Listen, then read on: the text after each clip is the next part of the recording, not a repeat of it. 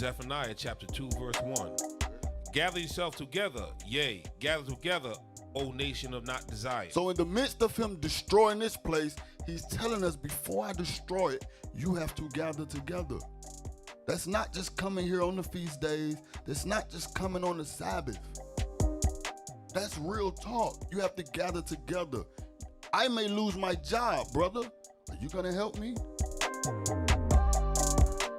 I may lose what I have, sister. Are you gonna help me? Or is it just, hey, shalom, sister, most high Christ players? Nah, that's over with. That is over with. It's gonna be proven if you really love your people in these times. How can you say that you love God who you've never seen, but hate your brother who you see every day?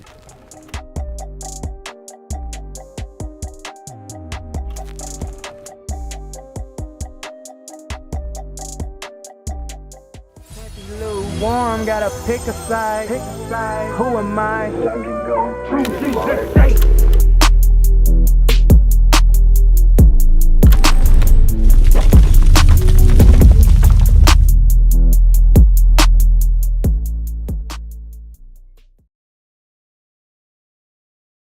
Just to give you brothers and sisters hope so that y'all can understand what's coming and how to survive it. All right? And then I'm going to try to answer these questions if we have enough time, okay? So first, I want to go over, I'm going to touch something with y'all, okay? Go to 2nd Esdras, chapter 15. We're going to jump a little bit for time's sake, but I just want to touch this so that y'all minds can be right, okay? 15 and verse 1. 2nd Ezra chapter 15, verse 1. Behold, speak thou in the ears of my people the words of prophecy, which I will put in the mouth, saith the Lord. So God said, God is speaking to the prophets. He's saying to the prophets, speak thou the words that are prophecy into the ears of his people. Why? So that his people will be able to know what to do when things come forth. The prophecy will already be told to the people so that they'll be able to prepare. God will always warn you before he destroy you. Read the next verse. Verse 2. And cause them to be written in paper, for they are faithful and true. So it says, and cause these words to be written on paper. Why? Because the words that I'm speaking is faithful and true. It's going to come to pass. Read. Fear not the imaginations against thee. Let not the incredulities of them trouble thee that speak against thee. Now, when you go out and you speak the prophecies, everybody is not going to understand it, which is going to cause them to speak evil against you. But God said, don't let that fear you. Don't let that cause you not to continue to speak the prophecy. Read. For all the unfaithful shall die in their unfaithfulness. Those that are unfaithful shall die because they're unfaithful. Read. Behold, saith the Lord, I will bring plagues upon the world. Read it again. Behold, saith the Lord, I will bring plagues upon the world. God said he's going to bring plagues upon this earth. What's on this earth right now that everybody's afraid of? COVID or corona, right? But God said what? Read. Behold, saith the Lord, I will bring plagues upon the earth. The sword. That's war. So he said, in the midst of the plague, war is going to break out. Go ahead. Famine. Famine is going to break out. Death. Which will lead to death. Read. And destruction. And destruction. Now he's going to tell you why it's going to happen. Read. For the wickedness has exceedingly polluted the whole earth, and their hurtful works are fulfilled. For wickedness. So now as you see these things begin to happen, you know why. Because there's wickedness going on in the earth. Jump over now to verse 10. Verse 10. Behold, my people is led as a flock to slaughter. I will not suffer them now to dwell in the land of Egypt. Jump up to verse 9. Verse 9. And therefore, saith the Lord, I will surely avenge them. So God said he's going to avenge us. One of the ways he's going to avenge us is through plagues. That's how he's going to avenge us. At the same time, he's going to use that to seal up the saints. Do y'all hear me? Read. And receive unto me all the innocent blood from among them. Read. Behold, my people is led as a flock to the slaughter. So they're killing us daily. the food we eat, what we drinking. We're destroyed. We don't know who we are. You understand what I'm saying? They're leading us like a flock unto the slaughter. Our people in the Christian church is like sheep into the slaughterhouse. They run in there every Sunday getting fed lies so that they can die. Read. I will not suffer them now to dwell in the land of Egypt. So it says, I will not suffer them now to dwell in the land of Egypt. This is during the time of Persia. So he's not talking about ancient Egypt. He's talking about America, which is spiritual Egypt. Just so you can put it in your Bibles, go to Revelation 11 and 8, just to back myself up. I don't want to just say it, and I just want to touch it. This is so you'll understand what the Egypt is. Revelation chapter 11, verse 8. And their dead bodies shall lie in the streets of the great city, which is spiritually called Sodom and Egypt. That's America, which is spiritually called Sodom. That's why you got homosexuality, you got lesbianism, you got the feminists. You know what I'm saying? Now they're even making the men very effeminate. Sodom and Egypt. You got Egypt, you got all 12 tribes in captivity. You look on the back of your dollar, you got the all-seeing eye, you got the pyramid in Washington, D.C., you got the obelisk, which is paganism from Egypt. So now let's go back. 2nd Ezra 15 and verse 11.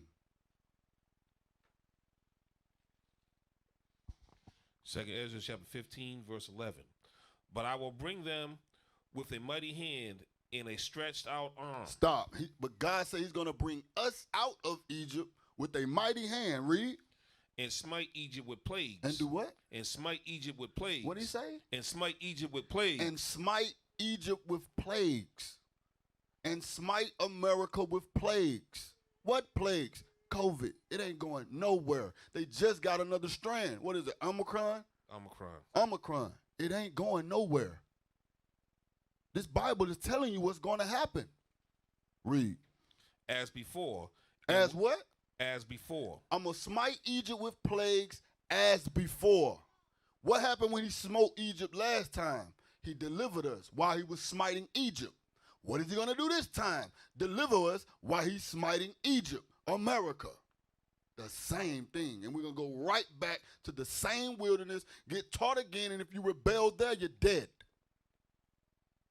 Period. Read. And will destroy all the land thereof. And will do what? And will destroy all the land thereof. And will destroy the whole land. Read. Egypt shall mourn. You Americans shall mourn. And the foundation of it shall be smitten with the plague and the punishment that God shall bring upon it. It said, Egypt shall mourn, and the foundation of the whole society shall be smitten with the plague. What's the foundation of America? Money. What's getting hit? The finances. This Bible telling you what's going to happen. What is that telling us, though? Go to Zephaniah 2 and 1. Because God just told you he's finna tear America up. What are we going to do, though? Zephaniah chapter 2, verse 1. Gather yourself together, yea, gather together, O nation of not desire. So in the midst of him destroying this place, he's telling us, before I destroy it, you have to gather together. That's not just coming here on the feast days. That's not just coming on the Sabbath. That's real talk. You have to gather together. I may lose my job, brother. Are you going to help me? I may lose what I have, sister. Are you going to help me? Or is it just, hey, shalom, sister, most high Christ bless? Nah, that's over with. That is over with. It's going to be proven if you really love your people in these times. How can you say that you love God who you've never seen but hate your brother who you see every day? God said if you give the least of a drink of water to one of my disciples, it's as if you gave it to me. That's what's going to happen. It's going to show if you really love your people, or if you just coming in here because it's a fad or it's beautiful. You see YouTube or your little Instagrams or your Facebooks and you see purple and gold everywhere. That means absolutely nothing. Read, keep going. Before the decree brings forth, before the day pass as chaff, before the fierce anger of the Lord come upon you, before the day of the Lord's anger come upon you. Seek ye the Lord, all ye meek of the earth, which have wrought his judgment. Go ahead. Seek righteousness, seek meekness. It may be ye shall be hid in the day of the Lord's anger. So he said, if you seek righteousness, maybe you will be hid in the day when he come. He's telling you to gather together. We're in the midst of a man who was blessed with war. We ain't gonna beat the white man. God's gonna beat him. You understand what I'm saying? God is gonna beat him, but we have to understand that. We have to gather together. Y'all understand? All right, go to Exodus 17, then I'm done. I just want to touch this to show y'all the importance of being together. I'm in Seattle, but I'm here now. I'm in San Diego. Y'all understand? This is family. Straight up. Read verse 8. Exodus chapter 17, verse 8. Then came Amalek and fought with Israel in Rephidim. Let me ask y'all a question. Who's Amalek today? Shalom, leadership, the so-called Jewish man. Shalom. What's your name, brother? Our brother Solomon Yuri, Brother Solomon Yuri. All praises. Who is it? the so-called Jewish man. The so-called Jewish man. What's his nationality? Edom. Edom. Read it again. All praises, brother. Then came Amalek and fought with Israel in Rephidim. So the white man is fighting against us. Do y'all see that? Read. And Moses said unto Joshua, choose us out men and go out and fight with Amalek tomorrow. I will stand on the top of the hill with a rod of God in my hand. So Moses, the leader, told his understudy or the man that he was grooming, hey, go get us some men so that we can fight the white man. Y'all see that? Pay close attention. Read. So Joshua did as Moses had said to him. Read. And he fought with Amalek, and Moses and Aaron and Hur went to the top of the mountain. To the top of the hill. Go ahead. And it came to pass when Moses held up his hand. So now you got to imagine what's happening. Israel is in the valley fighting. Moses, Aaron, and Hur is on the hill watching the battle. Read that verse again. And it came to pass when Moses held up his hand that Israel prevailed. So as Moses standing on the hill and they fighting, when Moses was raised up his hand, Israel would start to win. Read. And when he let down his hand, Amalek prevailed. But then his arm would get tired and he would have to bring it down. When he bring it down, Amalek would start to win. Read. But Moses' hands were heavy, and they took a stone and put it up under him. So now Aaron and Hur see what's going on. They're like, damn, every time he take his hand down, we start to lose. But when he got his hand up, we winning. Okay, go get a stone. Put him on a stone. Read. And he sat thereon. And Aaron and Hur stayed up his hands. Stop. And Aaron and Hur did what? And Aaron and Hur stayed up his hands. Moses, we're going to help you lift your hand up. We're going to work together so you can keep your hand up and we can win the war. Read. The one on the other side, the one on one side and the other on the other side. One brother going to stand on this side. The other brother going to stand on this side. And we're going to hold your hand up, bro. We're going to make sure we win this war. Read. And his hands were steady until the going down of the sun. And his hands were stayed up till the sun went down. So what was Israel doing all the way till the sun went down? Fighting. And doing what when they was fighting? Winning. But why? How was they able to win? Brother right here.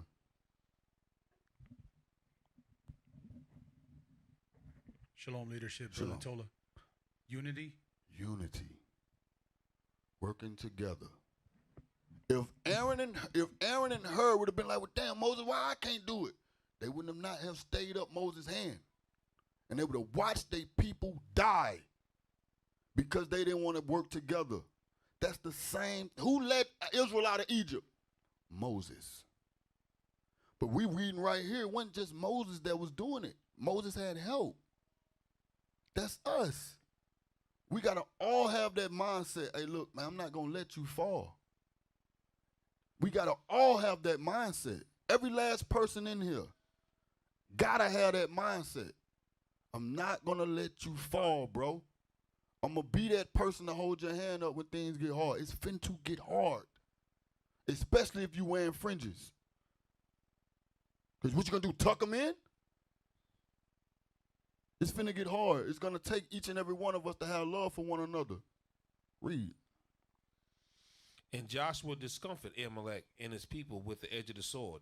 And the Lord said unto Moses. And the Lord said unto Moses. So a huge war just happened. Our people stuck together. Brother and brothers held up the hand of their other brother Moses so that they could win the war. And what did God say? And the Lord said unto Moses, write this for a memorial in a book. Write this in the Bible.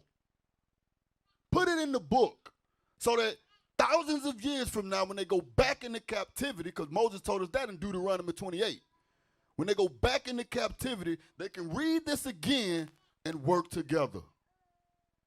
And that's how they're going to get out of the captivity that they in under the same Amalek white man. But at this time, that white man's going to steal their identity, say that they them, be in the land. Where are they at today? In the land, saying that they're who? You. What are we reading? The Bible. It's already written. That's what we read in 2nd Ezra 15. Cause it to be written in paper, for it's faithful and true. Everything written, gonna come to pass.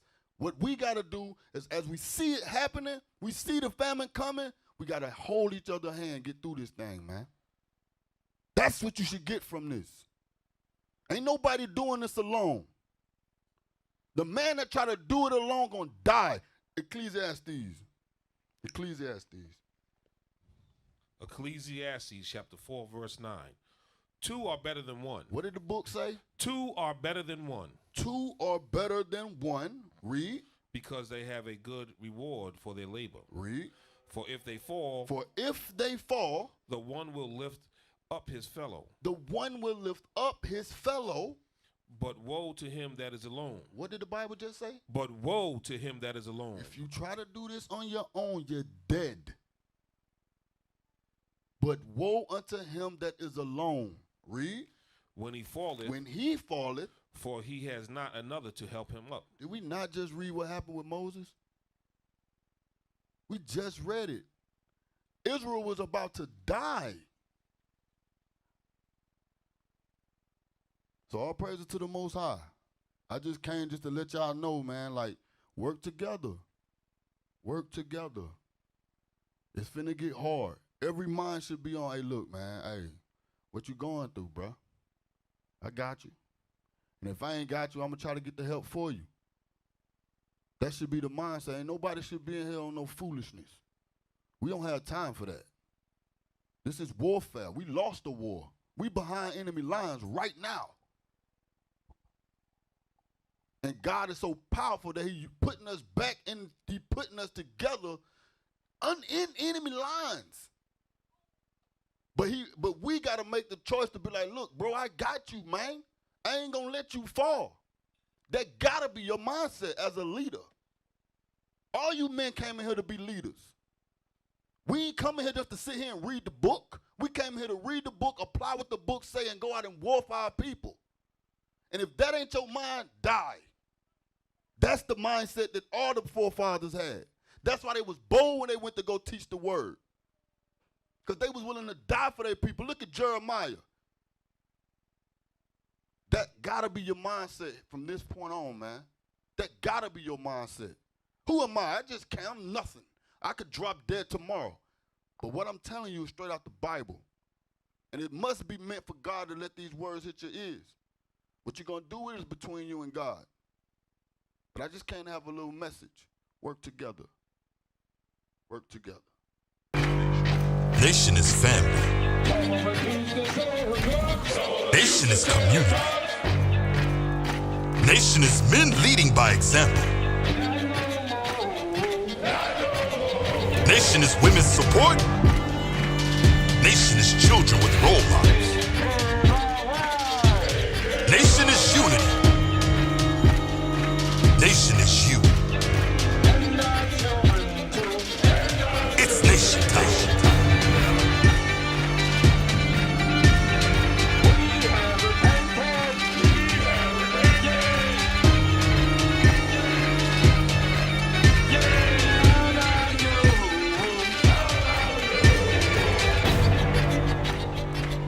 And finally, my brethren, be strong in the Lord. His word